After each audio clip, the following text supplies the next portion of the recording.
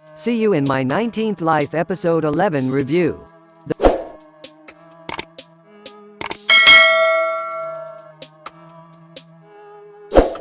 The new episode picks up from where the last one ended. Upon touching the bells, Geum remembers her past life through visions. She remembers that in her first life, she worked for the higher-ups of the village, and the man in charge was none other than Min Ji-I. He orders her to dye clothes for an upcoming ritual that they need to conduct. Meanwhile, Do-hyun also appears, who also works under Min Ji-I.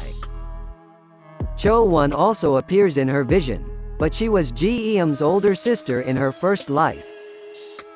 It is revealed that she was suffering from an illness that could end her life at any moment. Since it was older times, there was no possible treatment for her.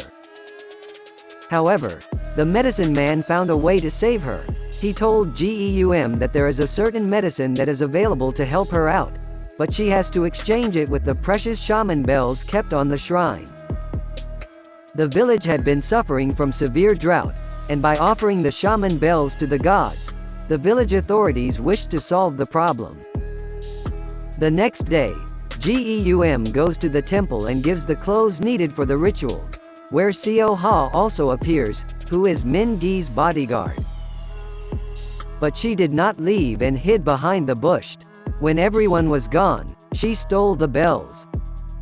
As she was trying to flee the area with her sister, Min Ji-I, along with the soldiers, started to follow them and caught them red-handed.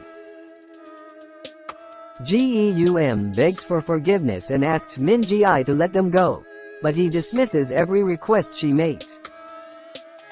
The next thing she saw was Cho-won in the pool of her own blood, dying in her hands and the sword in Seo Ha's hand.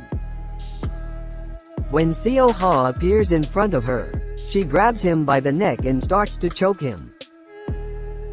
But she comes back to her senses and steps away from him. The new episode finally answers every question that the viewers had been asking for a very long time. The build-up for the climactic scene was done tremendously well, which keeps everyone on the edge of their seat. However, the final revelation falls flat as it is quite predictable and not surprising in the least. Moreover, the story does not offer much substance and depth as it was expected initially.